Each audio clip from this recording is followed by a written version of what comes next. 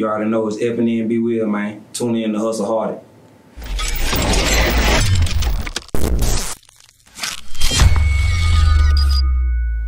Okay, when will we see or hear some visuals to go along with running up a check? I just wrapped it up. I got one more scene to shoot as soon as we leave here. I'm about to go do a show in Monroe.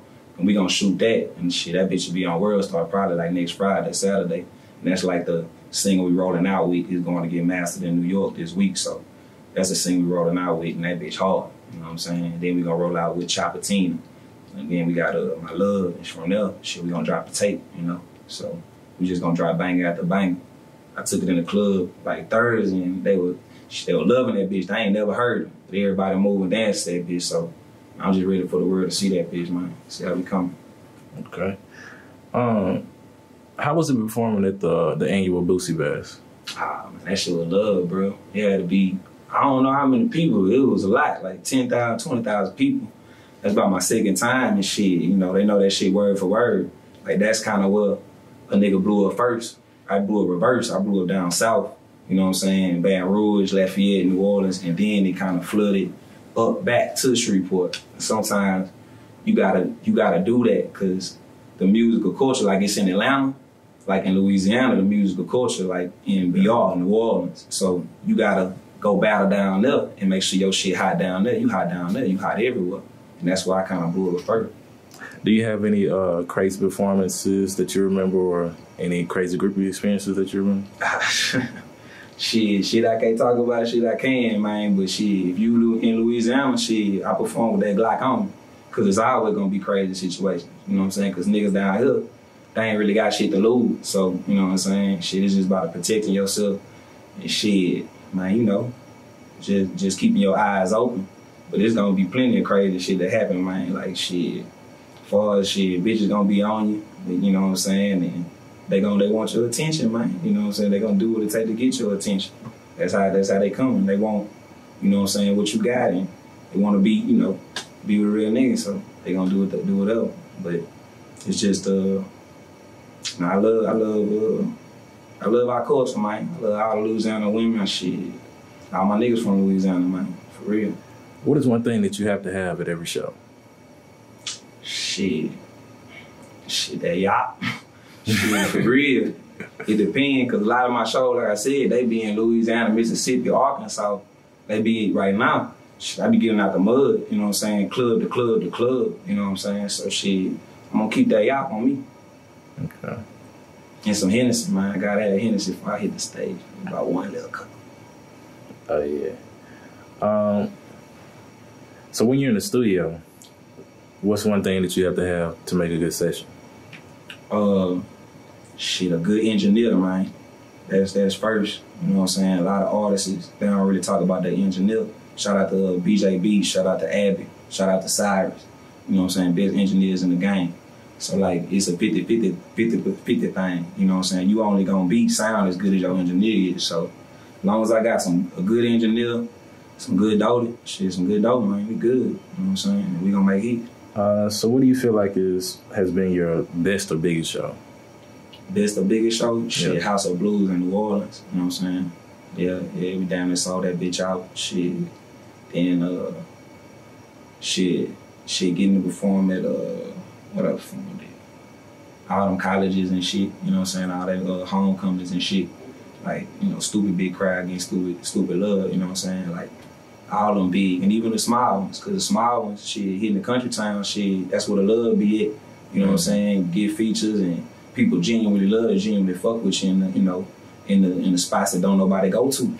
Yeah. So shit, that's what we go to. We fuck with the niggas, you know what I'm saying, who fuck with us. So going into another note, recently, you know, the Nipsey Hussle situation happened. What are your thoughts on that situation?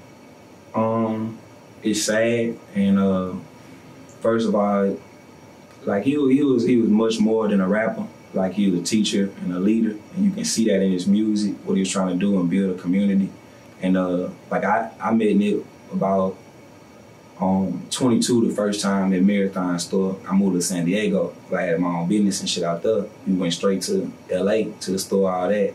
met him and a couple of his partners. And his couple of his partners was, you know, they had family in Louisiana. A lot of people don't know. Usually California and Louisiana, they got strong tie with family and shit. And then I actually got to meet him again. He was recording in Hollywood. He was just building his studio. And I got to watch him record and, you know, to see his process and shit. But as far as his music, it just influenced the culture. And he really represented and stood for the people in the Crenshaw community in California as a whole.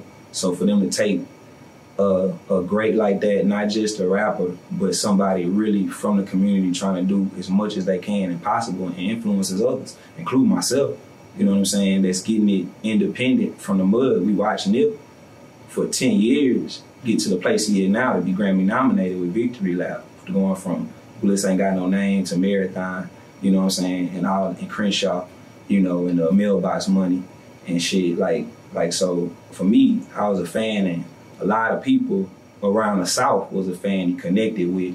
And I don't know if how people think they realize that now and see how big of an influence he had, and I think he gonna spark the change that need to be made in hip hop. He said a lot of things and spoke a lot of morals and principles and values, and that need to be back in hip hop bad, because the younger generation need to see morals and values and principles.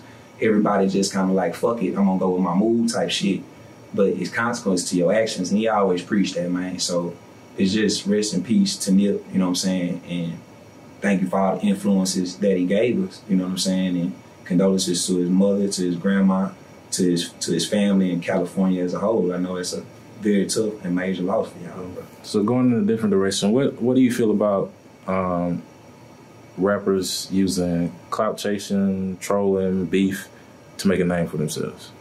It's a lack of talent, you know what I'm saying, and a lack of attention span from them cell phones. So a nigga don't really have the integrity to get in the studio and give it his all and his heart and his soul. And then especially too, it go with the industry too, because you got to put content out after content. And for them, it's easier to just troll or say something outrageous to go viral.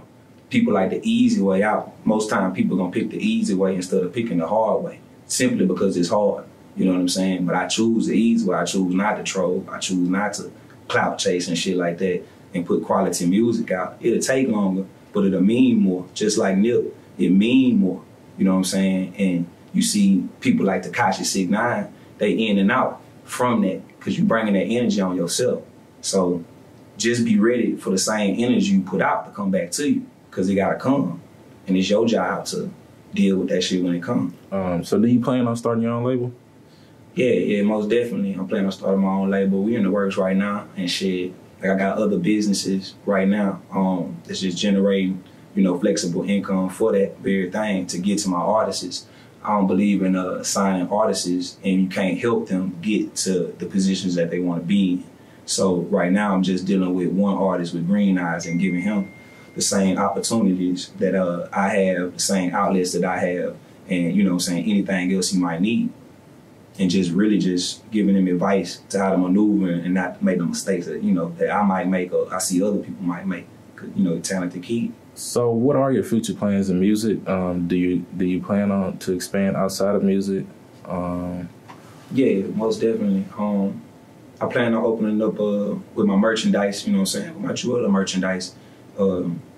Everybody just kind of feel what it represent and gravitate toward it so much. It's only right that I take it all the way from my music to where I grew up, to how I grew up, and putting it with that hustle, you know what I'm saying, the hustle that we grew up on Bwill, you know what I'm saying. Everybody over there get money and they trying to make it out and make better ways for, you know, the community and themselves in general. And I think that's what Bwill represents, so I want to take that to the next level, you know what I'm saying. And I'm just getting a good response right now from all the Bwill clothes, the hoodies, the t-shirts, you know what I'm saying, everything else.